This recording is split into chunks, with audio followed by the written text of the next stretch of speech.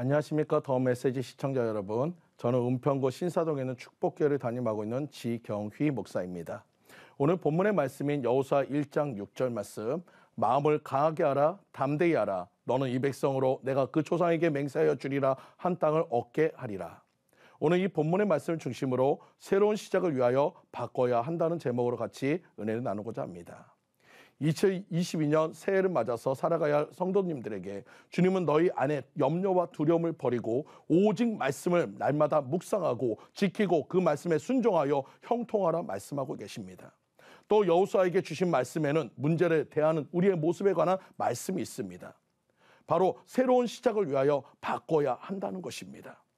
처음 여호수아에게 가나안 땅은 넘지 못할 산과 같습니다. 감당 못할 시험과 같습니다. 그런 여호수아에게 주님은 문제가 아니라 소망이라고 말씀하고 있습니다.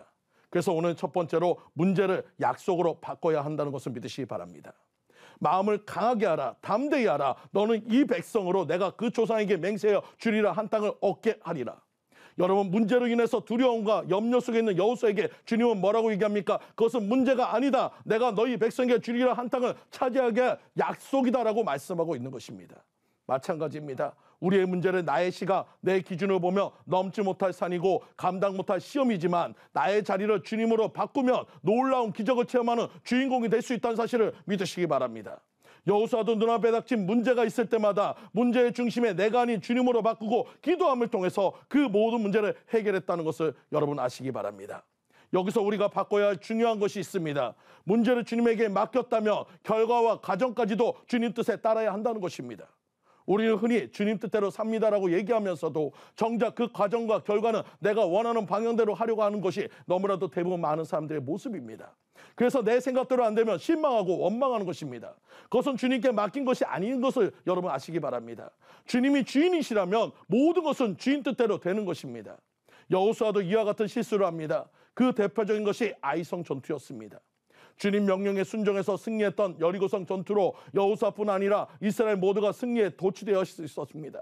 그리고 그들은 그 모든 전쟁을 승리케 하신 하나님을 망각했습니다. 여리고성보다 작은 아이성을 보고 이 정도면 우리도 가능하다 판단하고 주님께 기도하기보다는 자신들의 판단으로 올라가 결국 패배하게 되었습니다. 물론 직접적인 이유는 아간의 범죄이지만 만약 여호수아가 여리고성 전투의 승리에 도취되지 않고 하나님께 아이성 전투를 물었다면 하나님은 아간의 범죄뿐만 아니라 승리의 방법도 알려주셨을 것입니다. 우리에게 주님은 문제가 있을 때만 찾는 자판기 같은 분이 아니라 우리 삶 전부를 맡기고 따라가야 할 영원하신 우리의 주인인 것을 믿으시기 바랍니다. 두 번째로 주님을 주인으로 바꾸면 땅을 차지한다는 것입니다. 여호수아서의 중심은 하나님을 주인으로 모시고 그 약속대로 순종한 이스라엘의 승리의 기록인 것입니다. 여기서 하나님을 뺀다면 이스라엘은 가나안의 정복은 꿈도 꾸지 못할 일인 것입니다. 내게 능력 주신 자 안에서 모든 것을 할 수 있는 것입니다. 예전에 청년들에게 세상에서 가장 무서운 사람은 누구인가라는 질문을 던진 적이 있습니다.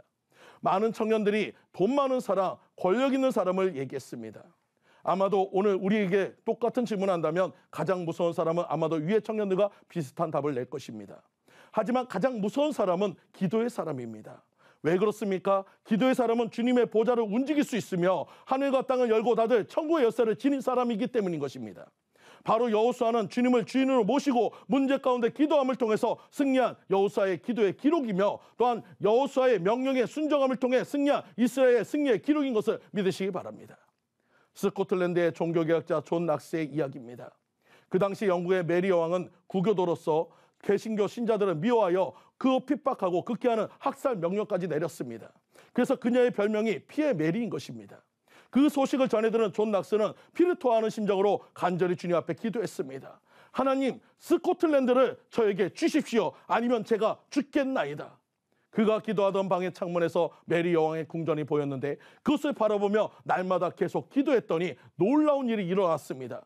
메리 여왕이 중병에 걸렸고 임종 직전에 이런 말을 남겼다고 얘기합니다. 존 낙스 한 사람의 기도가 100만 대군보다 무섭구나. 패배를 자인했다는 것입니다. 결국 존 낙스 덕분에 수많은 개신교 신자들이 목숨을 건졌고 스코틀랜드가 장로교가 태동될 수 있었으며 영국이 가장 강력한 기독교 국가가 될 수 있었습니다. 사랑하는 성도님들, 세상의 권력이나 재물이 힘이 있는 것이 아닌 주님에게 기도할 수 있는 우리가 가장 큰 능력자인 것을 믿으시기 바랍니다. 사람의 일은 한계가 있고 불가능이 많지만 주님은 불가능이 없습니다. 능치 못할 일이 없습니다. 문제를 소망으로 바꾸시기 바랍니다. 내 삶의 주인을 주님으로 바꾸시기 바랍니다. 기도의 사람 여호수아처럼 기도함을 통해서 승리하는 삶을 사시는 여러분들 모두 되시기를 간절히 축원드립니다. 그러면 이스라엘 백성들이 가나안 땅을 차지했듯이 여러분의 문제가 응답될 것이며 여러분의 삶이 평안 가운데 형통의 길이 열릴 것을 믿으시기 바랍니다. 이제 2022년에는 이 믿음으로 승리하시는 성도님들 모두가 되시기를 간절히 축원드립니다. 지금까지 더 메시지 지경휘 목사였습니다.